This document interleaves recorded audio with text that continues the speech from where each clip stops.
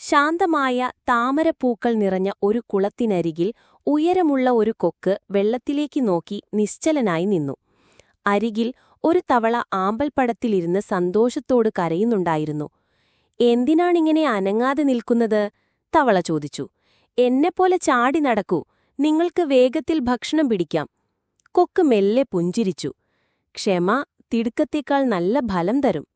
തവള ചിരിച്ചുകൊണ്ട് വെള്ളത്തിലേക്ക് ചാടി ചെറിയ പ്രാണികളെ ഓടിച്ചു. അവൻ അങ്ങോട്ടും ഇങ്ങോട്ടും ചാടി, പക്ഷെ കുറച്ച് ചെറിയ പ്രാണികളെ മാത്രമേ പിടിക്കാൻ കഴിഞ്ഞുള്ളൂ. അതേസമയം കൊക്ക് നിശ്ശബ്ദനായി കണ്ണുകൾ കൂർപ്പിച്ചു ശ്രദ്ധയോടെ കാത്തുനിന്നു. താമസിയാതെ ഒരു വലിയ മത്സ്യം കൊക്കിന്റെ കാൽക്കൽ നീന്തിയെത്തി. ഒറ്റക്കൊത്തിന് കൊക്ക് ആ മത്സ്യത്തെ എളുപ്പത്തിൽ പിടിച്ചു.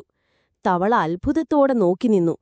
"എനിക്ക് മനസ്സിലായി, തിടുക്കം എല്ലായ്പ്പോഴും നല്ലതല്ല." തവള സമ്മതിച്ചു. "തീർച്ചയായും," കൊക്ക് പറഞ്ഞു. "ക്ഷമ അതിൻ്റേതായ ഒരു വേഗതയാണ്." ഗുണപാഠം: തിടുക്കത്തേക്കാൾ ക്ഷമ പലപ്പോഴും വലിയ പ്രതിഫലം നൽകുന്നു.